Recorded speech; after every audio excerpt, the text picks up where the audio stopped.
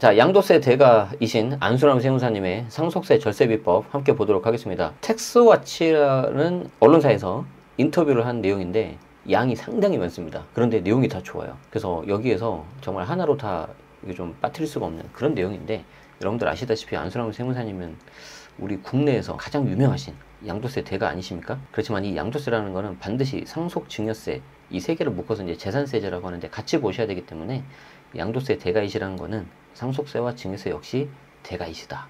그 대가의 어떤 그 인사이트를 좀 보자. 역시 딱 첫 문장에서 그냥 끝납니다. 상속의 목적은 절세가 아니다.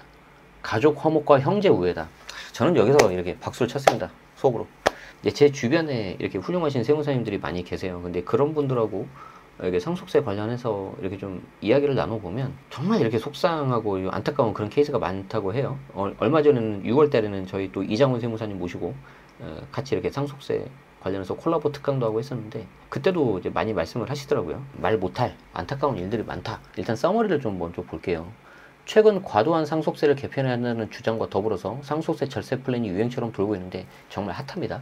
절세 계획을 미리 세워야 낭패를 보지 않는다는 것은 이제 기본이고요. 양도와 증여, 상속, 제가 말씀드렸죠? 양도, 증여, 상속, 이게 이제 재산세제입니다. 재산세제. 그래서 이걸 종합적으로 토탈로 봐야 돼요. 그래서 이거를 감안해서 절세 플랜을 짜야 한다는 게 안수남 세무법인 다솔 대표 세무사님의 조언입니다. 꼭 기억하시고요. 하지만 이보다 더 중요한 건 가족의 화목과 형제 간의 우애라고 강조하시는 거죠. 왜 돈을 버는가? 돈을 버는 목적과 상속의 의미에 대해서 곱씹어 본다면 그 다음은 행복이란 안 대표냐.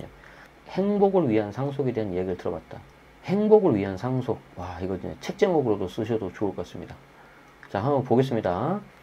행복해지기 위해서 돈을 벌었는데 돈 때문에 싸우면 어떡합니까? 많은 어떤 생각이 드네요. 그죠? 자, 상속세 대가로 알려진 안수람 대표는 상속세 절세 플랜이 필요한 이유가 가족의 행복 때문이라고 단호하게 말했다. 상속의 목적은 절세가 아니다. 이는 부차원적인 거다. 자, 그럼 뭐가 중요하냐? 돈을 벌어서 행복해지려면 가족이 화목해야 되고 형제 간의 우애가 중요하다. 강남에서 경매로 나온 건물들이 많은데 이런 다 감정 싸움이다. 왜 그러냐? 형제 중 적게 받았다고 생각하는 막내가 아니면 다른 형제가 상속받은 건물에 대해서 공유물 분할 청구 소송을 제기해버린다는 거죠. 합의가 안 된다는 거예요. 그럼 이제 저건 이제 결국 팔아야 되는 거죠. 속상하죠. 부모님이 저러라고 물려주신 게 아닌데, 그죠? 아버지가 본인이 일군 단독 재산이니까 내 마음대로 해야 된다는 생각도 버려야 된다. 가족이 없었으면 그 돈을 어떻게 벌었겠냐. 그러니까 서포트 해줘야 된다는 거죠. 갖고 있는 재산을 자녀에게 미리 전달해서 자녀가 그 재산을 마중물에서 혼자 내놓을 수 있도록 도와줘야 된다. 이거 정말 공감이 됩니다. 물론 제가 지금 현재 제가 무슨 상속을 고민할 그런 단계는 아닌데요. 저도 이렇게 제 사무실에 나와서 열심히 일만 할 수 있고 이렇게 된 거는 일단 기본적으로 저희 애가 아프지 않고 잘 크니까 그 자체가 굉장히 고마운 거죠. 그리고 이제 거기에 대해서 또 이제 도와주시는 뭐 저희 와이프 그리고 장모님 얼마나 고맙습니까? 그리고 와이프도 이렇게 본인 사업을 하고 본인 일을 하는데, 제가 얼마 전에 저희 이제 사주 선생님께서 이런 말씀을 하셨죠. 한 가정에 두 명이 다 잘 되는 길은 굉장히 어렵다. 왜? 그 중에 한 명이 잘 된다는 거는 다른 배우자의 그 운, 기운까지 같이 가져가서 그러는 거다. 그러니까 그 배우자한테 미안한 생각을 가지고 잘해야 된다. 어찌됐든지 간에 뭐 결론적으로 제가 이렇게 마음 편히 일 열심히 하고 돈을 벌 수 있는 거는 나 혼자 잘나서 그런 게 된 게 아니고 가족들이 다 건강하고 별일 없고 서포트 해주니까 이렇게 된다는 거죠. 자, 상속세를 절세하려면 사전 증여부터 계획을 잘 세워야 된다고 강조를 하는데, 특히 사망하기 5에서 10년 전에 증여한 재산을 상속재산으로 보고 과세하고 있기 때문에 조심하자. 자, 그런데 이게 뭐 해당되시는 분들은 다 느끼시겠지만 본인 부모님도 마찬가지고요. 자녀 입장도 마찬가지고요. 상속에 대해서 말씀드리는 게 얼마나 이게 약간 죄송합니까? 그 사람에 대한 인명은 제천인데, 그죠? 그렇기 때문에 참 이게 자녀 입장에서도 말씀 꺼내기가 죄송할 거예요. 자, 어쨌든 상속세 과세 대상에 포함되는 사전 증여 재산은 피상속인이 돌아가시는 분이 사망하기 10년 이내에 상속인에게 밑에 있는 자녀, 배우자한테 증여한 재산과 상속인이 아닌 자에게, 즉 뭐 며느리나 사위 이런 사람들한테는 5년 이내 증여한 재산이다. 그러니까 이제 상속인이 대상이 아니면 5년인데 상속인이면 10년이기 때문에 이제 뭐 사위나 며느리한테도 좀 이렇게 미리미리 증여하셔라 하시는데, 아까도 말씀드렸잖아요. 절세가 다가 아니고 행복하게 가족의 화목이 중요하다고. 그러니까 이제 사위 며느리한테 넘기는 과정에서 이제 그분들이 뭘 잘못했다는 게 아니라 이제 불필요한 또 논란이라든가 그런 게 있으면 안 된다는 거죠. 다 잘해야 되는 거예요. 자, 안 대표는 자녀한테 증여할 때는 재산의 10분의 1을 줘야 이전 효과가 돼. 자, 기억하십시오. 10%. 왜 그러냐? 이것도 10년마다 줘야 된다. 자, 사전 증여 재산가가 10년마다 되기 때문에 한 번에 줄 때 10년을 좀 미리 계획해서 하는데 한꺼번에 주면은 세부담이 너무 커지니까 10% 정도씩 여러 번에 나눠서 미리미리 해야 된다.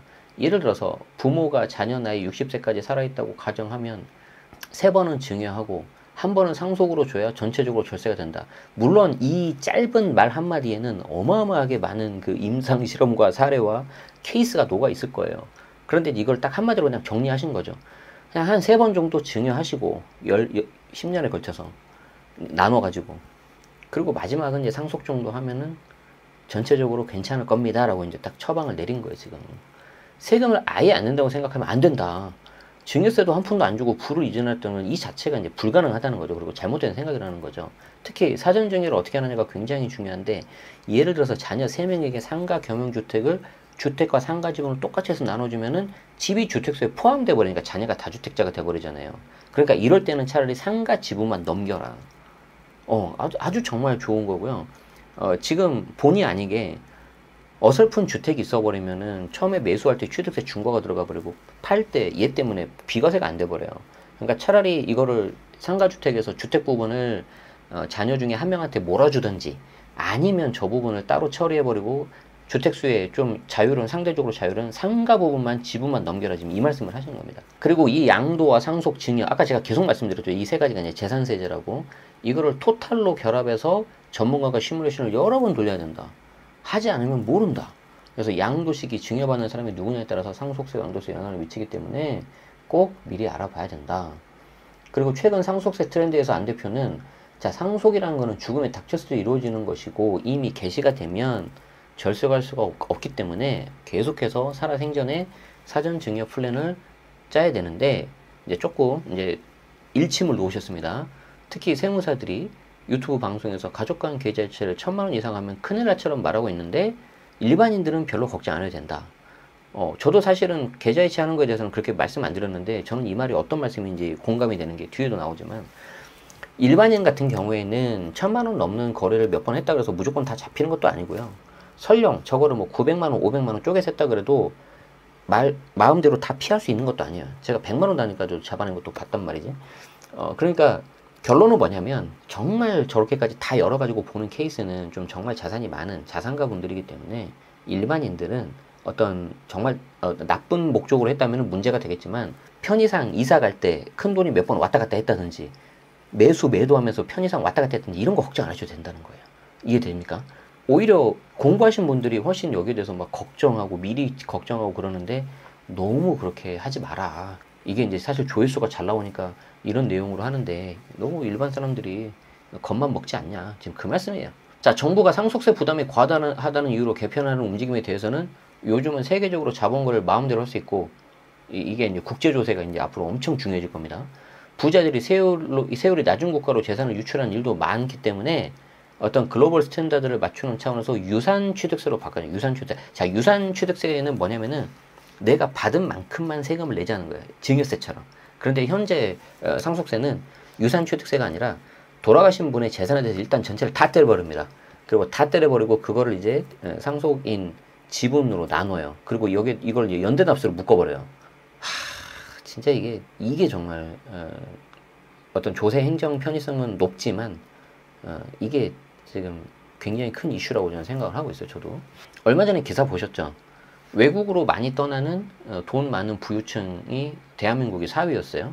그런데 여러분들 그게 사람 수로 보니까 그런 거죠. 1위가 중국, 2위가 영국, 3위가 인도, 4위가 한국, 그렇게 나왔는데, 어차피 영국과 우리나라는 인구수가 비슷하니까 빼고 1위 중국, 3위 인도, 그쪽 나라는 벌써 10억이 넘어가잖아요. 근데 우리는 1억도 안 돼요. 5천만이란 말이지.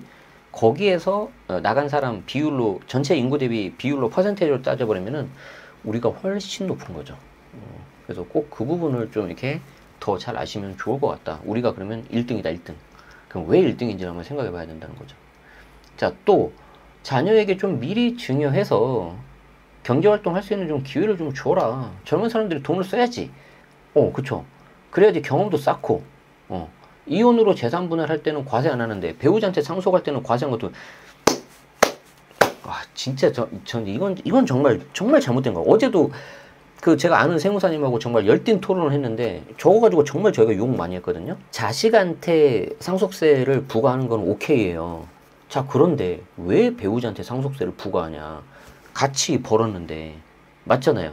재산 형성에 기여를 분명히 했잖아요. 그래서 우리 법도 그 부분을 인정을 하니까 재산 분할을 하면 따로 세금이 안 나오지 않습니까? 그런데 왜 상속세는 부과하냐고. 이게 말이 앞뒤가 안 맞는 거예요. 이게 이 자체가.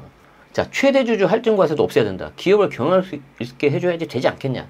최대주주 할증과세는 이제 주로 이제 대기업 같은 경우 일정 요건을 갖추면은 상속세율의 20%가 이제 할증이 붙는 겁니다. 그럼 우리나라가 현재 최고 상속세율이 50%인데 20% 할증 붙으면 60% 가죠. 그럼 일본 55%보다 훨씬 더 높은 건데 뒤에 나오지만 일본은 어차피 공제금액이 우리보다 크기 때문에 사실상 OECD 국가 중에서 우리가 가장 높다고 보셔야 되는 거죠. 그래서 7월 달에 관련된 상속세 개편안이 나올 예정인데 아직 뭐 나오진 않았지만 저도 여기저기 막 나름 들은 거를 통하면은 이렇게 합리적으로 바뀔 것 같은데 문제는 이제 국회에서 어떻게 협조가 될지는 모르겠습니다. 자, 최근 유튜브 출연을 많이 하고 계십니다. 어떻게 지내십니까? 여기서 근데 좀 더 인터뷰예요. 앞에가 써머리고 이제 시작이라는 거지. 빨리 볼게요. 자, 다솔 세무법인 자체 유튜브가 있는데 제가 링크 그리고 본문 더보기 드리겠습니다. 여러분들 많이 보셔서 공부하시면 좋을 것 같고요. 정말 요즘 많이 활동하고 계십니다. 이런 분들이 이렇게 활동해 주셔서 저는 너무 감사하고요. 저도 많이 배워야 되죠. 최근 상속 증여세가 이슈다 보니까 열기리 인터뷰 요청도 들어오고 책도 쓰고 계시고 여러 가지 활동들을 하고 있다. 자, 그런데 전문가 입장에서 보면 언제 누가 누구에게 무엇을 어떻게 왜 줄 것인지를 육하 원칙을 따지면 증여에 대한 전체 틀이 나온다. 자, 최근 이제 또 질문이에요. 최근 상속세가 이슈인데 상속세 절세 트렌드는 뭘까요? 과거에는 상속세 인하 주장이 부자 감세라고 많이 반대했지만 이제는 서울 집안채만 가지고 있어도 상속세가 나오니까 이제 많은 사람들이 관심을 갖고 있다는 거죠. 그래서 7, 8년 전에 본인이 이 안 대표님이 계속 이런 거를 예측을 했다는 거죠. 그래서 최근에는 살아생전의 사전 증여 플랜을 어떻게 짜느냐가 상속세의 절세 트렌드다. 자, 그러면 어떤 게 문제가 되나요? 자, 여기서부터 조금 어려운 내용이 나오는데 잘 보세요. 상속세는 신고 납부 세목이 아니라 정부 부과 세목이다. 무슨 말이냐면 납세자가 자기가 계산해가지고 아니면 세무대리인의 도움을 받아가지고 신고를 이렇게 할게요, 낼게요라는 걸 신고 납부 제도라고 해요. 대표적인 게 양도세입니다. 그런데 정부 부과 세목은 뭐냐면은 정부에서 알아서 계산해가지고 그냥 땅 하고 주는 겁니다. 대표적인 게 재산세 정도 할 수 있겠네요. 여러분들 이제 7월달, 9월달에 내셔야 되는. 자, 그러면 정부 부과제도의 단점은 뭐예요? 정부에서 알아서 계산하고 왔기 때문에 좀 편할 수는 있는데 정부도 사람이 하는 일이다 보니까 틀릴 수 있잖아요. 이거 틀린 거에 대해서 내가 검증할 수 있어 없어? 못해요. 자, 그러면 이제 상속세 같은 경우도 정부 부과 세목인데 물론 이제 납세자가 신고하긴 합니다. 상속 개시로부터 6개월 안에 신고하는 건데 이거는 이제 협조하는 의미 정도고 세액은 정부에서 결정을 하는데 여기에 대해서 이제 보통 대부분 다 간접 조사를 하지만 전문가 자산관리사에서 문제가 되는 게 바로 이 꼬마 빌딩이다. 2019년에 꼬마 빌딩 감정평가가 도입됐는데 아직도 혼란스럽다. 왜? 내가 꼬마 빌딩이 남아있는데 그걸 상속을 받아요. 그럼 여기에 대해서 어떤 이게 얼마짜리냐가 나와야 되잖아요. 이제 그런 이제 평가를 한다고 하는데 이 평가가 핵심이거든요. 나는 100억으로 평가를 해가지고 거기에 맞게 세금 신고를 했는데 아까 말했잖아요. 결국 최종적으로는 정부가 한 번 더 검증을 한다고. 정부가 이 꼬마 빌딩 감정평가를 2019년부터 도입을 해가지고 야, 네가 100억으로 했는데 우리가 해보니까 100억이 아니야. 한 150억이야. 그러니까 너 지금 세금 신고 잘못했거든? 그러니까 세금 더 내. 이렇게 돼버리는 거죠. 황당하죠. 그래서 이제 그 부분이 좀 이렇게 나와 있습니다. 그래서 세법에서는 소급 감정을 하면 안 된다고 해놓고 과세관청에 소급 감정을 하면 어떻게 하느냐는 약간 논리적인 모순이 발생해버린다는 거죠. 근데 여기에 대해서도 좀 이렇게 명확하게 나와 있는 게 아니니까 좀 안타깝다. 자, 그런데 그러면 이제 이걸 이제 정확하게 계산하려면 그 금액을 해당 물건을 부동산을 평가를 해야 되잖아요. 근데 국세청에서 예산이 있어야 그 감정평가를 하는데 예산이 없으면 감정평가를 안 해요. 그러면 이제 세법의 법적 안정성, 예측 안정성 이게 이제 침해가 되는 거죠. 그리고 이제 여기에 대해서도 전문가들도 이런 약간 소급인 것처럼 약간 나중에 좀 뒤집어지는 그런 케이스가 나오니까 누가 나서서 하겠습니까? 세무사님들도 아유 저는 못하겠는데요. 좀 다른 데 가보시죠. 이렇게 돼버리는 거죠. 그러면 납세자 입장에서는 이걸 이제 납세 협력 비용이라고 하는데 그걸 해주신 분들도 막 다 찾아야 되는 거예요.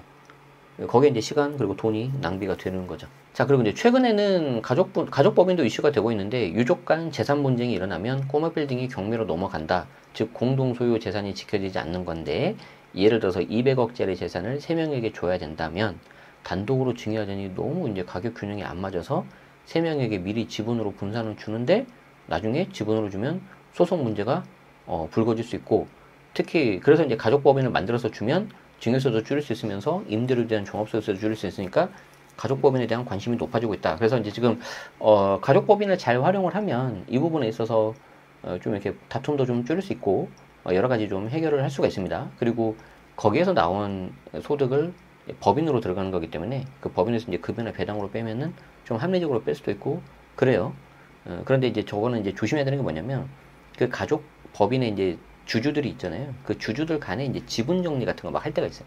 그때 꼭 그 증여 이슈가 없는지 따져야 돼. 이거는 뭐 말로 설명할 수 있는 거 아니기 때문에 꼭 전문가 세무사님하고 상담을 받으시면 좋을 것 같고요. 자, 그리고 이제 그 다음에 또 우리 대표님이 말씀하신 게 가족 간 계좌이체에도 관심이 많다. 사실 일반인이 가족 간 계좌이체로 세무조사를 받을 일은 거의 없다. 너무 쫄지 마라. 너무 쫄지 마라. 물론 이제 상속을 하면 피상속인이 돌아가셔서 상속이 개시가 되면 최근 2년 것도 이런 거 막 보면서 보긴 하지만 그 전에 막 너무 이렇게 겁먹지는 말하는 거죠.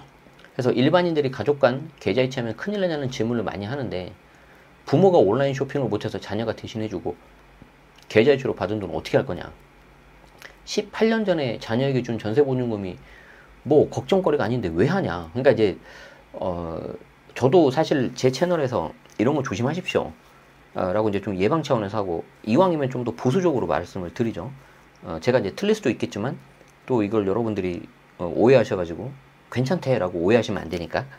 그래서 이제 좀 이왕이면 보수적으로 하는데 우리 또 이제 들으시는 분들 중에 특히 우리 수강생 분들은 또 너무 이렇게 FM대로 이게 뭐라 해야 될까 어떻게 보면 착한 거예요. 하시다 보니까 너무 이렇게 불필요한 걱정을 한다는 거죠. 그래서 본인도 이렇게 말씀을 하시네요. 유튜브가 제일 문제다. 그래서 너무 이렇게 1000만 원 이상 했다고 해서 몇 번 했다고 해서 곧바로 세무조사 되는 건 아니지만 하는 건 아니기 때문에 걱정하지 말아라. 거기에 대해서 용돈, 생활비, 교육비 소명할 수 있다면 문제 없다. 자, 부동산 매각 시에는 양도세, 증여세, 상속세 다 굴려야 되는데 어떻게 플랜을 짜야 됩니까? 역시 사전 증여를 어떻게 하느냐가 굉장히 중요하다. 아까 나왔던 거니까 좀 넘어가도록 하고요. 그래서 이제 뭐 이런 것도 나오죠.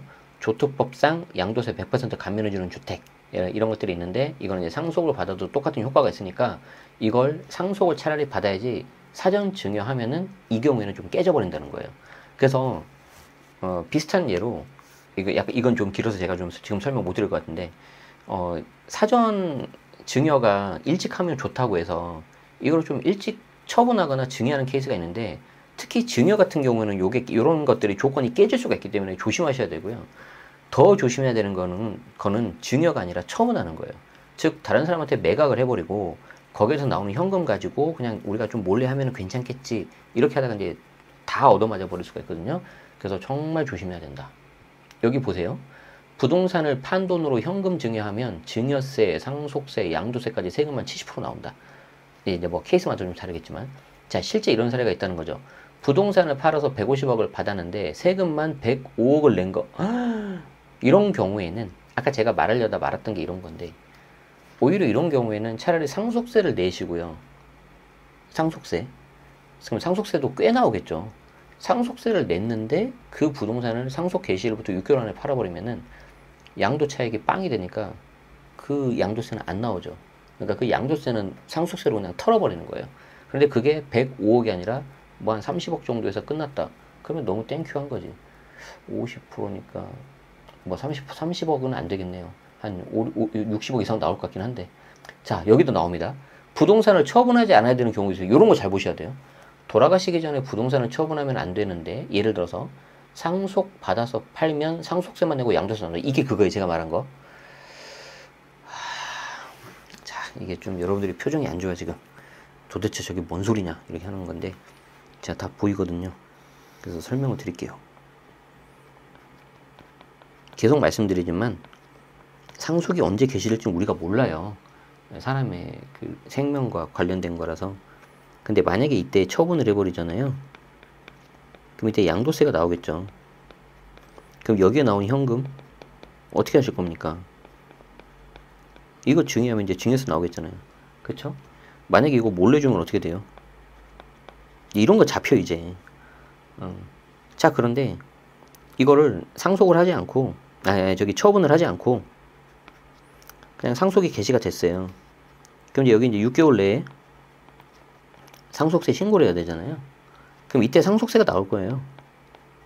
그쵸? 이 상속세가 2라고 하고요. 요 양도세가 1이라고 하자는 거지. 자, 그리고 나서 내가 상속 개시되고 나서 요 6개월 안에 처분을 하면 이때 양도세는 양도가와 취득가가 같으니까 양도세는 안 나와요. 물론 비과세는 아니지만. 그럼 내가 이제 이걸 비교를 하는 거예요. 야, 차라리 내가 여기서 양도세도 내고 증여세도 내야 되는데, 얘가 3이라고 할게요. 내가 양도세도 내야 되고 증여세도 내야 되고 잘못하면 이거 몰래 주다가 걸리면 가산세까지 붙어버리는데 차라리 상속세를 냈더니 이게 더 작더라. 그럼 차라리 이걸로 털자는 거지. 그리고 6개월 안에 팔아버려야 되는 거죠. 그 말이에요, 그 말. 그래서 그 말이 지금 이렇게 한 줄에 나와 있어. 어렵죠. 그래서 이거는 계산을 다 해봐야 돼요. 결국에는 내가 양도세가 적용되는 게 세율이 더 적을 거냐, 상속세가 적용되는 게 세율이 더 적을 거냐, 이거 평가를 해야 되는 거지. 판단해야 되는 거지. 그래서 상속받기 전에 부동산을 처분에 잔금을 받았다면 양도세도 내고 이를 현금으로 상속받으면 상속세도 내야 되는 거지. 개인적인 사정에 따라서 팔아야 될 부동산이 있다면 차라리 증여 후에 팔아라. 단 누가 증여받느냐가 따라 다른데 배우자, 자녀, 손자녀, 며느리, 사위 등 누가 받는 거 유리한지 지켜야 된다. 기본적인 상속인들은 10년을 가져가야 되고 그 외 나머지 사람들은 5년이니까 이렇게 많게 되는 거죠. 분쟁을 최소화하는 방법이 있겠냐? 이게 제가 아까 이제 말씀드린 거였죠. 상속은 세금을 절세하는 게 목적이 아니라 가족 간의 어떤 화목, 행복이 더 중요하다. 그래서 이제 이 부분이 굉장히 저는 감동적이었어요. 그래서 돈을 벌어서 행복해지려면 가족이 행복해야 되는데 특히 형제 간의 우애가 중요하다. 형제 간의 우애를 지키려면 아버지가 본인 일군 단독 재산이니까 본인 마음대로 해야 된다는 생각부터 버려라. 아까 제가 말씀드린 거였죠. 부모 중에 자수성가한 사람을 보면 증여는 절대 안 되라면서 내가 죽고 나서 너네 알아서 하라는 사람인데 정말 이러면 이제 힘들어질 수 있는 거죠. 그래서 좀 그 전에 힘드시더라도 좀 교통 정리를 해주시는 게 좋을 것 같아요. 동생 입장에서는 형의 유학도 보내주는데 왜 형한테 재산을 또 주냐 서운할 수 있겠죠. 이런 것들이 좀 많이 있겠죠. 제일 중요한 거는 부모와 자녀가 소통이 돼야 되는데 우리 애도 이제 초등학교 4학년밖에 안 되는데 벌써 저를 좀 어려워하는 것 같아요. 슬픕니다. 부모가 자녀에게 공동상속을 해주면 자녀 중 막내가 공유물 분할청구를 소송을 하는 경우가 많은데 이런 경우에 이제 좀 분쟁이 생겨가지고 팔지 않아도 될 부동산을 팔아야 되는 경우도 있겠죠. 그게 아까 나온 강남에서 경매로 나온 물건 이런 것들입니다. 네, 그 내용들이 이제 쭉 있어요. 세금을 아예 안 낸다고 생각하면 안 된다. 자녀에게 10억 원을 증여하면 증여세가 2억 4천이 나오는데 세금 낸 나머지 돈으로, 즉 7억 6천만 원으로 자녀가 투자해서 돈을 벌면 되는 거 아니냐. 그리고 거기서 번 돈은 온전히 다 자녀 거니까 자녀가 활동할 수 있는 마중물을 좀 달라, 미리 줘라. 지금 이게 안 대표님의 생각인데 정말 동의를 하고요. 저는 이렇게 안 할 거고요. 저는 어떻게 할 거냐면 자녀 1인 법인을 만들어서 그 1인 법인에다가 제가 가수금을 한 20억 정도 꽂아줄 겁니다. 한 21억 정도까지는 제가 줄 수가 있거든요. 그래서 열심히 벌어야 돼요, 제가. 그러면 그 법인에서 자녀 법인이니까 열심히 걔가 그걸로 투자를 해가지고 돈을 벌고 저한테 20억을 갚으면 돼요. 나중에 이거는 기회되면 설명드리겠습니다. 가업상속은 좀 넘어가겠습니다. 자, 상속세 개편 관련해서 안 대표님의 의견 좀 들어보도록 하겠습니다. 자, 글로벌 스탠다드라는 말이 있는데 요즘은 세계적으로 자본거래 할 수 있고 특히 상속세가 과다하는 건데 이 지적은 맞다. 유산세는 이제 유산 취득세로 바꿔야 되는데 정부안이 그렇게 나올 것 같다. 오, 그럼 진짜 쓴데 이거는 완전히 상속세 전체를 근본을 건드리는 건데 전 솔직히 반반이에요. 이게 너무 크기 때문에. 자, 현재 최고 세율은 과표 30억이 넘어가면 세율이 50%인데 이게 2000년부터 24년 동안 이어져 나왔다는 거죠. 그동안 우리나라 물가 상승률이 4배 올랐으니까 최소 과표 구간을 2배로 높여야 된다. 최소. 동의하시지 않습니까? 이게 합리적이지 않습니까? 자, 일본의 경우 최고 과표 구간이 50억인데 우리는 30억이고 그리고 세율은 55%인다. 얼핏 보면은 일본 역시 우리처럼 세부담이 많은 것 같지만 일본은 과세체계가 유산취득세다. 그러니까 부담이 훨씬 낮다는 거죠. 무슨 말이에요? 아까 말씀드린 것처럼 우리나라는 돌아가신 분의 세금에 대해서 전체를 때려요. 그러니까 세율이 엄청 올라가겠죠. 맞죠? 그리고 그 올라간 세금에 대해서 나눠서 연대납세 의무를 지게 돼 있단 말이지. 그래서 일단 어떤 사람이 한 명 다 갖고 나머지한테 받으려고 해도 그게 안 돼요. 쉽게 안 돼요. 그런데 일본 같은 경우에는 비록 세율은 높다고 할지 모르겠지만 과표도 우리보다는 더 높고요. 그러니까 세부담이 적고요. 그리고 받는 사람 기준으로 유산취득세로 가기 때문에 그게 훨씬 더 분산이 되는 거죠. 그러니까 먼저 큰 거에서 때리지 않아요. 쪼갠 다음에 때려요. 그러니까 분산 효과가 있는 거죠. 자, 공제 방식도 사전 증여와 상속을 미국처럼 통합해서 해야 되는데 우리나라는 증여, 상속 공제 따로 해준다. 자녀에게 미리 증여해서 경제활동 기회를 줘야 된다. 저는 약간 여기 그 미국처럼 통합해서 해야 된다는 거에 대해서 좀 말을 더해서 아예 차라리 어제 그 세무사님하고도 이야기를 나누는데 아예 차라리 그 사람이 평생 동안 내는 세금이 있잖아요. 예를 들어서 우리가 사회초년생이 회사에 입사를 했어요. 월급을 받잖아요. 그럼 세금 내지 않습니까? 그거 평생 동안 다 추적 가능해요. 그러면은 오히려 평생 내야 되는 그 세금을 냈잖아요. 그럼 어떤 사람은 내가 평생 100억을 낸 사람도 있고 어떤 사람은 10억을 낸 사람도 있고 어떤 사람은 중간에 한 30억 낸 사람도 있을 거 아닙니까? 자, 그러면 나중에 돌아갈 때 상속 개시될 때 전체 상속에서 그 세액을 아예 공제해 주자는 거지. 그래서 어떤 사람은 상속세가 200억 나오는데 내가 그동안 세금을 100억을 냈어. 그럼 100억에 대해서만 세금 내면 되잖아요. 내가 상속세가 50억이 나오는데 그동안 내가 세금을 100억 냈어. 그럼 50억에서 100억 되니까 마이너스잖아요. 그럼 상속세 없는 거야. 내가 평소에 세금 낼 맛도 좀 나지 않을까요? 저는 그렇게 생각이 드는데 어떻습니까? 여러분들의 의견을 댓글로 남겨주십시오. 그래서 좀 글로벌 스탠다드로 가자. 유산취득세, 와, 이거는 좀 세요. 완전 이거 근본적인 거를 바꿔야 되기 때문에 이건 근데 저는 동의합니다. 동의합니다. 그런데 이번에 7월달 개편이 어떻게 나올지 모르겠어요. 역시 그 대가의 어떤 그 향기가 느껴집니다. 저는 이 말이 너무 좋았어요. 상속 목적은 절세가 아니다. 가족 화목과 형제 우애다. 대단하지 않습니까? 어떻게 될지 모르겠지만 저 혼자 막 감동하고 있어요. 지금. 7월달에 나오는 개정세법 나오면은 물론 이제 여기 다솔 세무법인 TV에서도 설명 잘 해주실 거지만 또 저도 설명을 열심히 해볼 테니까 저희 여러분들 구독하시고 알림 설정 하시면 새로운 소식 빠르게 알려드릴 수 있도록 하겠습니다. 혹시 뭐 이렇게 상속 관련돼 가지고 양도세 관련해서 상담이라든가 궁금하신 분들이 있으시면은 한번 세무법인 다솔도 한번 찾아보시면 좋을 것 같습니다. 제가 뭐 받고 그런 거 일도 없습니다. 저는 비자격사이기 때문에 제가 이렇게 중개알선하고 그러면 불법입니다. 저는 그런 거 아주 싫어합니다. 아시겠죠? 네. 자, 긴 영상 시청해 주셔서 감사드리고 고맙습니다.